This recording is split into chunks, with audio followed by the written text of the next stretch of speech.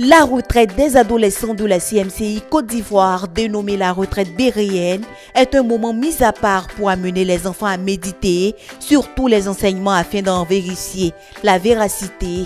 À l'image des frères de Béré inscrits dans Acte 17, le verset 10 à 11 qui examinaient chaque jour les Écritures pour voir si ce qu'on leur disait était exact, les enfants dont la tranche d'âge est comprise entre 12 et 21 ans se réunissent depuis 2023 pour réfléchir sur des thèmes précis soutenus par des passages bibliques. Réunis en groupe de 10 personnes, la méditation se fait avec l'assistance des ministres aux enfants à laquelle suit l'exposé. Après les questions-réponses, un ministre aux enfants achève le travail par un bref résumé qui constitue le bagage spirituel avec lequel partent les chercheurs. Afin de graver ces vérités comme des pierres incrustées sur une œuvre d'art, de multiples prières sont adressées à Dieu. Rappelons qu'à la première édition en 2023, la retraite béréenne a réuni 400 enfants autour du thème « Demeureux vainqueur » des émotions et des pressions.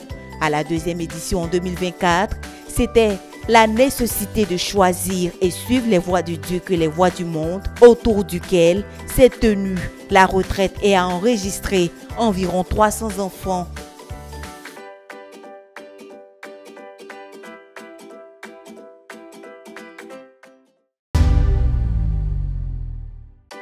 Le ministère aux enfants de la CMCI Côte d'Ivoire a tenu la 3e édition de sa retraite béréenne les 20 et 21 avril au siège de la dite communauté Cisa Djamé Liberté. Avec pour thème nos études au service de la foi en Christ, elle a vu la participation de 310 enfants et 24 ministres aux enfants. Les histoires du professeur ZTF et Martin Luther, tirées respectivement des livres de ses lèvres et les héros de la foi, ont été étudiés. Après la lecture de la vie de Martin, les enfants ont fait des recherches pour répondre à ces 4 questions énumérées par le premier responsable du ministère aux enfants de la CMCI Côte d'Ivoire, le pasteur Jean-Paul Apoutri. La première question, c'est au travers de texte que nous sommes en train de lire, nous partager la vie de Martin Luther. Ensuite, la deuxième question, de nous partager son cursus scolaire. La troisième question, au travers de texte, de nous partager comment est-ce qu'il a aimé Dieu, quels sont les passages qui décrivent son amour pour Dieu.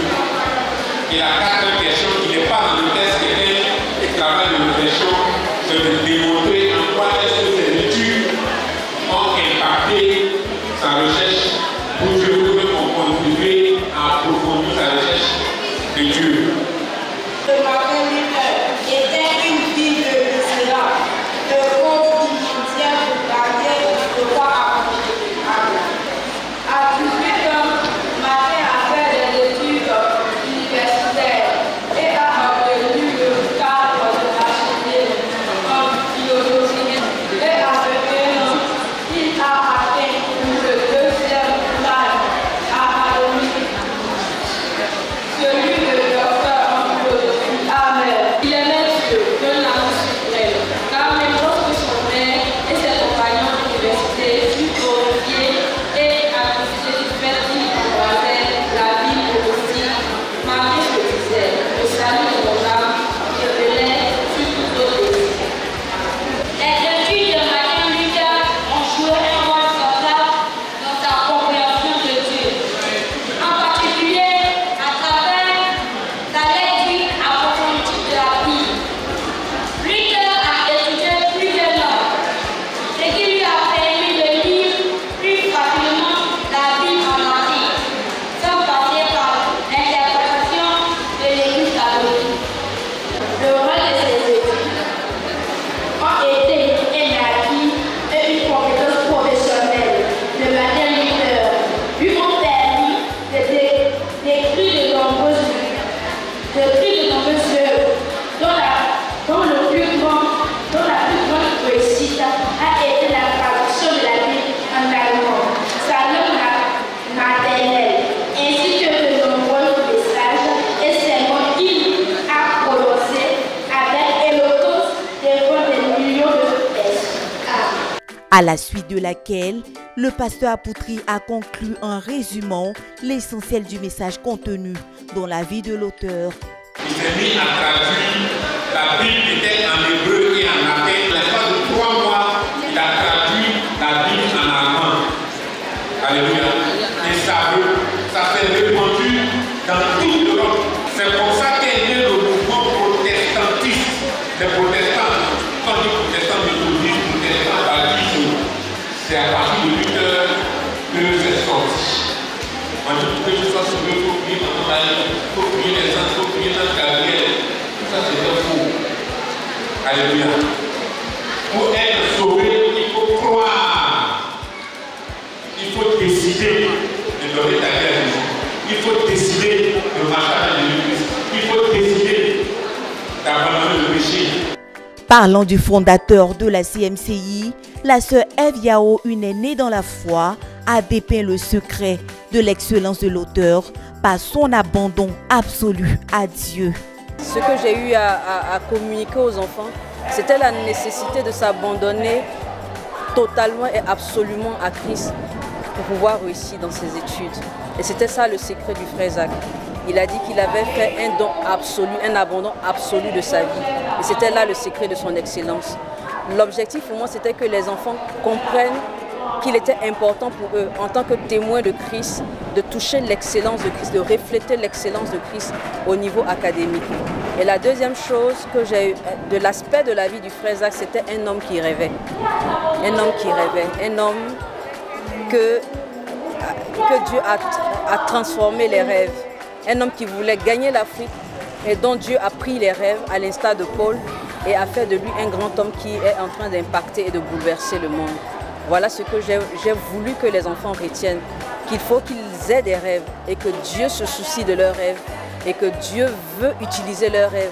Pendant qu'ils sont en train de travailler à être excellents, Dieu va saisir leurs rêves et les emmener à impacter le monde autour d'eux. Voilà un peu ce que je voulais communiquer au travers de mon intervention en présentant un aspect de la vie du frère Zach. Des modèles que les enfants ont décidé d'imiter pour la gloire de Dieu. La sœur Dédie Victoire, je vous faisais les disciples le frère Kwadio Marc.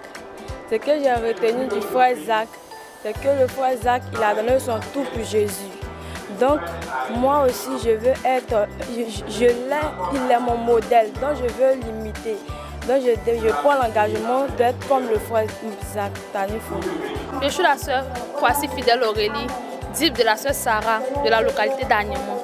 Moi, j'ai retenu du frère Zach qu'il était une personne qui aimait le Seigneur, qui a donné son tout. Il s'est abandonné absolument à Jésus. Et en fonction de cela, il a pu réussir dans sa vie. Il est devenu l'un des plus grands hommes du monde entier. Donc moi, je prends l'engagement aujourd'hui de faire comme lui, de m'abandonner complètement à Jésus afin de pouvoir réussir dans mes études. Soulignons que sous la coordination de la sœur Anna Poutry, deuxième responsable du ministère aux enfants de la CMCI Côte d'Ivoire, les besoins des enfants dans les domaines spirituels, académiques et financiers ont été déposés au pied du Seigneur.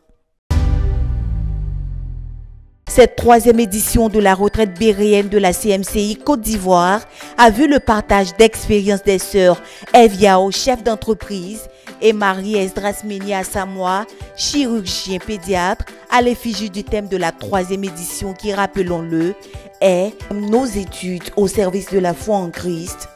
À l'âge de 3 ans, Esdras avait déjà accepté Jésus, mais n'avait pas encore eu la révélation de la personne de Jésus. Ce n'est qu'à 7 ans que cette connaissance de Jésus illumine son esprit et l'a conduit à faire une vraie repentance et par la suite le baptême. Mais à l'âge de l'adolescence, elle a été confrontée à un piège ressemblé à ses amis de classe, une situation qui a failli l'entraîner dans la fornication et dans l'échec scolaire. Le Seigneur l'a rencontrée à l'un des camps bibliques à Koumé et sa vie spirituelle et académique n'a plus jamais été la même, ouvrant grandement la porte au succès académique qui ne fait que gravir des échelons. Chaque enfant de Dieu qui est élève ou étudiant doit rechercher la gloire de Dieu à travers ses études. Donc, de ce fait, il n'y aura aucune place pour la médiocrité dans sa vie. Parce que notre Dieu n'est pas médiocre. Notre Dieu est excellent. Et c'était l'un des premiers points. Le deuxième point, c'était que un enfant de Dieu doit accepter d'être mis à part pour Dieu. Et savoir qu'en tant qu'enfant de Dieu, il ne peut pas être confondu aux païens, aux gens de sa génération, à travers son style, ou bien son comportement, ou bien la musique qu'il écoute, il sera forcément mis à part. Et à ce sujet-là, nous avons insisté sur le fait que l'adolescence est une période où même un vrai enfant de Dieu qui a cru aura dans son développement le désir d'être accepté par son environnement, de ressembler à ses camarades. Il aura des personnes auxquelles il veut ressembler et il aura envie de s'affirmer.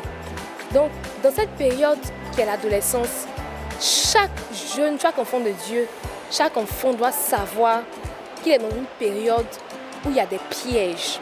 Parce que le diable cherche à arracher ce qui appartient à Dieu. Donc chaque frère doit apprendre à prier pour lui-même. Chaque enfant, chaque adolescent doit apprendre à prier pour lui-même. Donc nous croyons que si un frère, si les enfants ici présents obéissent et coopèrent avec Dieu, ils pourront demeurer en Christ et aussi réussir dans leurs études, comme notre apôtre, le pasteur Zacharias Sané Fomou, et comme nos dirigeants, le pasteur Meunier et bien d'autres. Que le Seigneur nous bénisse. La réussite à l'école passe par une bonne relation avec Dieu selon 3 Jean 1, le verset 2 et l'obéissance aux instructions données par le Seigneur par le biais des dirigeants spirituels. Par le témoignage de conversion de la sœur Ève, les enfants ont bien compris qu'il y a une différence entre accepter Jésus et lui donner entièrement sa vie.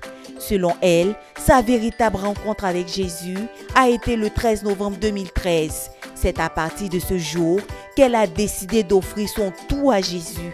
À la suite de cette conversion, ce sont la Bible et les livres chrétiens du professeur ZTF qui lui ont appris à connaître Dieu et à réussir professionnellement. Je suis moi-même, quand je parle de l'excellence, j'ai eu un parcours académique sans faute. Mais quand je rencontre Jésus et le frère Zach au travers des livres, je comprends une autre dimension de l'excellence. Parce qu'avant, l'excellence c'était pour moi, pour prouver à mes parents en tant qu'enfant. Mais maintenant, comme la sœur Esdras disait, le but c'était vraiment de plaire à Jésus, de réjouir le cœur du Seigneur. Nous voulons bénir le Seigneur et lui rendre grâce pour l'occasion qu'il nous a donnée de tenir la retraite béréenne de cette année.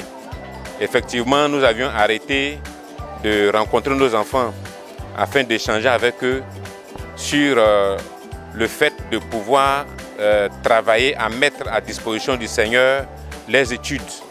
Et le Seigneur, dans sa grâce, malgré l'emploi du temps surchargé de l'Église, a pu nous donner un créneau dans lequel nous avons pu tenir cette retraite-là. Et nous en sommes infiniment reconnaissants. Nous voulons également bénir et dire merci à toute l'Église et aux parents en particulier qui ont fait fort de pouvoir inscrire leurs enfants à cette retraite pour qu'ensemble nous puissions travailler et leur montrer comment est-ce qu'il faut effectivement se disposer et être entre les mains de Dieu un modèle qui peut être présenté demain. La retraite a eu lieu et nous avons compté environ 310 enfants et 24 ministres présents. Ça a été donc l'occasion d'échanger avec nos enfants de modèles que nous avons trouvés comme Martin Luther, et nous avons éventuellement échangé avec nos enfants sur le fondateur de l'œuvre, Zacharias Sané Fomou, qui fut professeur de chimie et qui a eu également un parcours excellent, non seulement d'une manière académique, mais aussi dans le domaine spirituel. Il en est de même aussi de Martin Luther, qui aussi a eu pratiquement le même parcours excellent académiquement, et puis au niveau aussi de la spiritualité qui a donné de son tout pour que l'évangile nous parvienne. À l'issue de la retraite béréenne du ministère aux enfants de la CMCI Côte d'Ivoire, certains participants se sont prononcés sur l'impact de la retraite sur leur vie. Je suis le frère Yubo Bigoui Ange Rodrigue, dirigeant dans la localité d'Agboville. Je suis aussi ministre aux agneaux. Et le Seigneur m'a permis, je lui rends toute la gloire parce que moi, en tant que ministre, j'ai été très béni. Et je pense qu'au retour, je donnerai un grand message aux enfants parce que j'ai compris dans ce qui a été dit que la priorité doit être donnée à Dieu. Dans tout ce que nous faisons, au niveau du travail, au niveau de l'école, nous devons compter sur Dieu. Pour que nos enfants soient avec le Seigneur, nous devons leur inculquer la vie de Dieu. Et c'est ce que nous allons faire dès notre retour. Nous allons donner ça aux enfants pour que nos enfants soient avec nous. Parce que sans Dieu, nos enfants vont à la perdition. Donc, seul Dieu est, comme le pasteur Apotri nous le disait tout à l'heure, Jésus-Christ est le socle du croyant. Jésus doit être le socle de nos enfants, Jésus doit être le socle de tout un chacun de nous pour que nous puissions réussir dans tout ce que nous faisons. Que le Seigneur nous bénisse. Je suis la sœur Yapo Francine. Je suis responsable du ministère des agneaux à Zopé. Et ça m'a béni que je compte aller reprendre ça avec les enfants à Zopé pour qu'ils réussissent à l'école et dans leur vie chrétienne et qu'ils t'aimaient. Je suis le frère Kiki Shadrach Wilfried. Je vous faisais dire le pasteur Vanelli Franck. Aujourd'hui, au cours de la retraite, ce qui m'a vraiment le plus marqué, c'était la petite histoire de Martin Luther et l'histoire du frère Zacharias Tané Flamand. Eh bien, nous avons parlé de comment ils ont vécu, dans quelle situation ils étaient, et puis ils ont commencé à connaître le Seigneur, chercher le Seigneur, et grâce à Dieu, ils ont travaillé, ils ont connu le Seigneur, rencontré le Seigneur. Mais nous allons nous adapter sur ce qui nous concerne le plus, et c'est l'histoire du frère Zacharias Tané Flamand, parce que c'est lui qui est le fondateur de notre œuvre. Eh bien, il était né, il est venu au monde, il a grandi jusqu'à ce qu'il était jeune. Il s'est nourri un but, c'était de délivrer l'Afrique des colonisateurs. Mais au fur et à mesure qu'il a commencé à chercher Dieu, Dieu lui a changé de but. Et son rêve n'était plus de délivrer l'Afrique des mains des colonisateurs, mais là, son but est devenu maintenant de gagner tout le monde entier à Jésus. Et c'est dans cette veine que nous sommes actuellement. Je n'aimais pas trop aller en sortie d'évangélisation. Maintenant, je prends l'engagement de me mettre à fond dans les sorties d'évangélisation. C'est par là que nous pourrons accomplir le rêve du frère Zach. Gloire à Dieu. Je suis le frère Samuel, d'ici du pasteur Sengo. J'ai cru le 22 juin 2024 et aujourd'hui, c'est ma première fois de participer à la retraite des adolescents au temple. Et je veux dire aussi merci à Dieu parce qu'aujourd'hui, j'ai vu l'amour que nous les adolescents, on a pour nous tous aujourd'hui. Et à travers cet amour-là, nous avons pu s'exprimer. Il n'y a pas eu de bagarre, il était vraiment heureux pour cela. Et on a partagé les enseignements, et l'enseignement qui m'a beaucoup marqué, c'est au niveau du pasteur Zacharie Tané Flamand. Je suis qu'aujourd'hui que notre fondateur de l'œuvre, la CMCI, c'est un homme qui travaille dur afin que la CMCI demeure.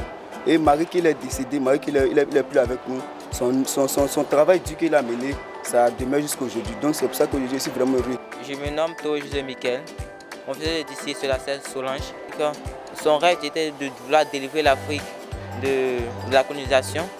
Et ce rêve qui était transformé par Dieu, pour délivrer maintenant le monde par l'évangélisation. On peut dire c'est ça qui m'a marqué beaucoup. Je suis la sœur Yégué Radia Daniel Jéhima.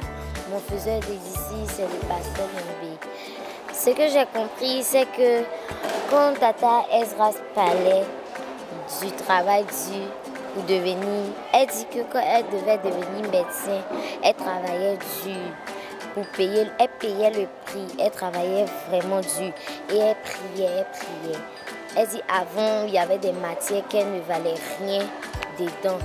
Mais elle a prié, elle a persévéré, elle a travaillé dur pour arriver où elle est aujourd'hui. Moi, j'ai pour rêve de devenir docteur pédiatre et je décide de suivre les traces de Tata Esdras. Je me nomme Yasmine. Mon faiseur de disciples, c'est la sœur Yapo Elisabeth. Je viens de la zone d'Agnement. Ce que j'ai compris, c'est que je ne dois pas être paresseuse. Dieu a horreur de la paresse et Dieu a horreur des paresseux. J'ai pris la résolution de travailler dur pour être excellente et de dire non à la paresse. Gloire à Dieu. Je suis la sœur Priscilla Kofi. Mon faiseur dit c'est mon Colette Minier. Je viens de la zone de Yopougon. Dans cette retraite, j'ai retenu que nous devons être des enfants excellents. Nous devons marcher selon les voies de Dieu. Nous devons être des enfants qui craignent Dieu, qui marchent selon les voies de Dieu, qui mettent Dieu au-devant de tout à travers la prière. Vivement l'édition 2026.